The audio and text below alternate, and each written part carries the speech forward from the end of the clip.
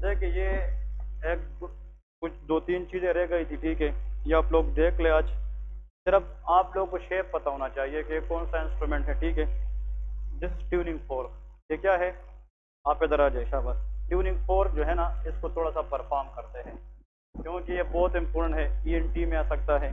कल हमने इसकी बात की थी ना, तो रेनी टेस्ट एंड वेबर टेस्ट, इसके जरिए बैठ जाए। इसके ऊपर लिखा होता है 480, ठीक है, या 512, 512, 480, 380 के हर्ट फ्रीक्वेंसी के लिए होता है, ठीक है। तो कोई भी ट्यूनिंग फोर्क आप लोग ले सकते हैं।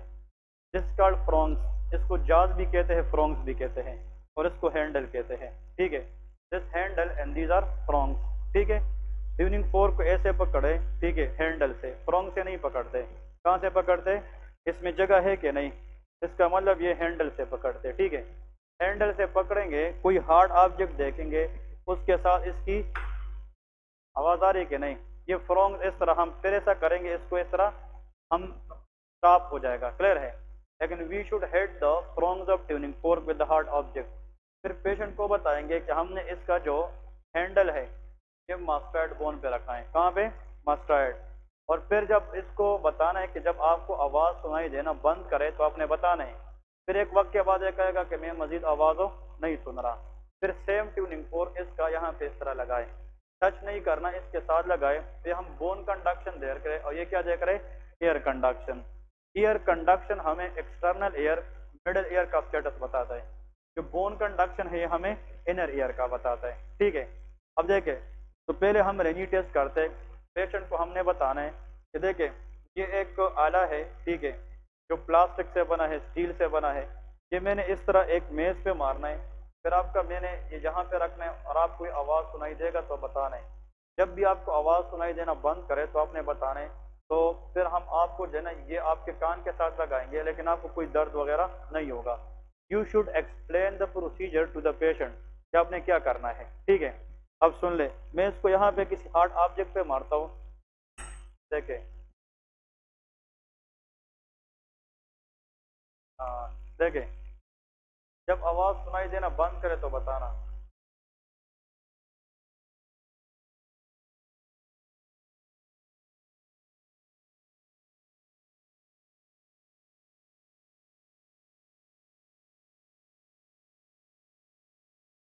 अब बंद हो गए, ठीक है। अब इससे अगर हम पूछेंगे, ये खुद बताएगा कि जब यहाँ पे हमने रखी ना, जिसको सही साउंड आवाज सुनाई दे रही थी, कि बोन कंडक्शन, लेकिन जब मैंने 2-3 सेकंड, 5-10 सेकंड के बाद जब मैंने इधर लाया, इधर की साउंड तेज थी बनिस्बत यहाँ की साउंड की। तो नॉर्मली एयर कंडक्शन किससे ज्यादा होती है? बोन कंडक्शन से। और समझ गए कि नहीं? अगर बोन कंडक्शन ज्यादा होती किससे? एयर कंडक्शन से, ये रिनीटेस नेगेटिव, फिर कंडक्टिव हियरिंग लॉस है। क्लियर है कि नहीं? इसको फिर यहाँ पे देके चेक करते हैं, बहुत आसान।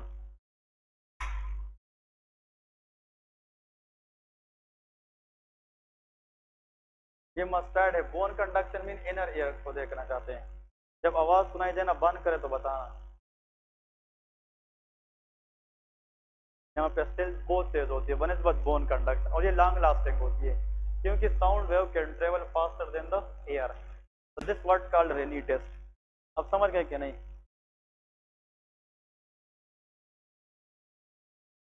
ये ये अगर ये सुनाई ज्यादा देगा, अगर ये ज्यादा सुनाई देगा और ये कम देगा, इसका मतलब एयर कंडक्शन कम है, तो कंडक्शन का इशू है ना। तो इसका मतलब ये है कि ये कंडक्टिव हियरिंग लॉस है। और ये ज्यादा सुनाई देने का मतलब क्या है? कि बोन कंडक्शन सही है, सेंस हियरिंग लॉस हो नहीं है। और क्लियर है? हाँ, वो तो पैथोलॉजी है ना, फिर पैथोलॉजी है। ओके, कैसी पैथोलॉजी है? नॉर्मली वही तो बात है, फिजियोलॉजिकली एयर कंडक्शन बोन से क्या होता है? ज्यादा होता है। ये अपने याद रखना है नॉर्मली। लेकिन अगर ये ज्यादा हो, ये कम है, तो इसका मतलब एयर कंडक्शन का इशू है, या तो इम्पेक्टेड वैक्स है या फॉरेन बॉडी है, जो भी आ जाए। क्लियर है? चले जी, done. That is called Rinne test. अब समझ गए कि नहीं? अब इसको थोड़ा सा इस तरह एलिवेट करें, और हमने यहाँ पे बिल्कुल फ्रंट टेबल, इसको वेबर टेस्ट कहते हैं। क्या कहते हैं? Weber test. लोगों ने करें, ओके। अब इधर देखिए, एक्सपोज करें इसकी ये मिड पार्ट को, फिर हम इस तरह तो इसको दोनों साइडों पे एक जैसा आवाज सुनाई देगा, लेफ्ट में भी है और राइट में भी है कि नहीं? हाँ हाँ ना, बताए यार, मसला तो नहीं है, ठीक है ना। फिर चेक करते हैं, एक मिनट, फिर चेक करते हैं। इसकी दोनों साइड पे सेम जाएगी, इसका मतलब इसको कहते हैं इक्वल लेटरलाइजेशन। हाँ खत्म हो गई, ठीक है ना। अगर फॉर एग्जांपल यहाँ पे बहुत ज्यादा आती, जिस साइड पे ज्यादा जाती उसको लेटरलाइजेशन कहते हैं। अगर इसकी इस साइड पे बहुत ज्यादा होती, राइट साइड पे, तो इसको राइट कंडक्टिव हियरिंग लॉस है, या लेफ्ट साइड की सेंसिटिव हियरिंग लॉस है। इस तरह है ना, जिस साइड पे लेटरलाइज होगी या तो उस साइड की कंडक्टिव है, या अपोजिट साइड की सेंसरी न्यूरल हियरिंग लॉस है। तो this what called Weber test and Rinne test. आपने इस तरह करना है, ठीक है ना, वो सही हो। ओके जी, तो this what are tuning fork के जाल अबाउट, ठीक है ना। किसी ने करना है तो आप लोग बिल्कुल कर सकते हैं, कोई इशू नहीं है, ठीक है। ये इसके बाद ये आप लोगों को बताना था, ये देखे, this instrument is called ophthalmoscope. ये क्या है? ऑप्थेल्मोस्कोप है। आप लोगों ने क्या करना है, डिफरेंट ऑप्थेल्मोस्कोप आती है, इसको ये एडजस्टमेंट के लिए होता है। इसमें light reflex, red light reflex, white light reflex, इसके अंदर यहाँ पे अगर इसको मैं दिखाऊं, यहाँ पे हिंस है, जब आप इसको घुमाएंगे तो ये 15, 15, 12 इस तरह, ये रेड लाइट रिफ्लेक्स है। तो यहाँ पे इसको हम ऑन करते हैं, यहाँ से आप इस तरह इसको ऑन करें तो यहाँ पे लाइट नजर आता है, ठीक है।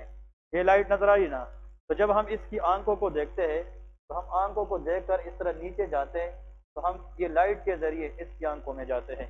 लाइट हमें एरिया को विजुअलाइज करता है, बहुत ज्यादा इन्हांस करता है, और हमने जब रिफ्लेक्सेस चेक करनी होती है तो रिफ्लेक्सेस को हम एडजस्ट करते हैं अपने हिसाब से, ये आपने देखना होता है, ठीक है ना। तो this is what you just know about ophthalmoscope. It contain light, it contain different light reflexes, different colouration, और इसकी एडजस्टमेंट यहाँ से होती है। ये क्लियर है? इसको एडजस्ट करते हैं, इसमें बैटरी वगैरह होते हैं, सेल वगैरह डाले होते हैं ये लाइट के लिए। तो सिर्फ इंस्ट्रूमेंट पड़ा होगा और आपको कहेंगे कि ये क्या है, ऑप्थेल्मोस्कोप है। इसके जरिए हम पंडोस्कोपी भी कर सकते हैं, and that is used for different ocular problem, television के लिए, ठीक है। तो गूगल में जाकर कोई देख ले कि इसके डिफरेंट पार्ट्स क्या है, इसमें मिरर क्या है, इसमें विजन क्या है, ठीक है, एडजस्टिंग पॉइंट क्या है। ये छोटे बच्चों में ये तो एनजियो ट्यूब है, एनजियो ट्यूब में बड़ा लेके आऊंगा, ठीक है, एक दिन, लेकिन ये एनजियो ट्यूब है, फिर बाद में आप लोग देख सकते हैं, ये भी एनजियो ट्यूब है, डिफरेंट साइज के। इसके बाद ये दिस इज कॉल्ड ऑटोस्कोप। ये क्या है? ऑटोस्कोप सेट है।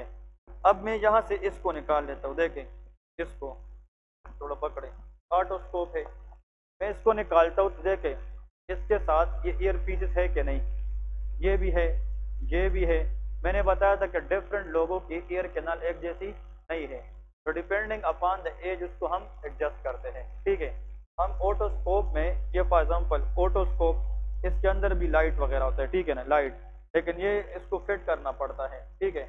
और इसकी ये जो एरिया है, ये एरिया इसको फिट करना होता है। ये जाज है, इसके जरिए हम ये स्क्रूज के जरिए इसको ओपन कर देते हैं।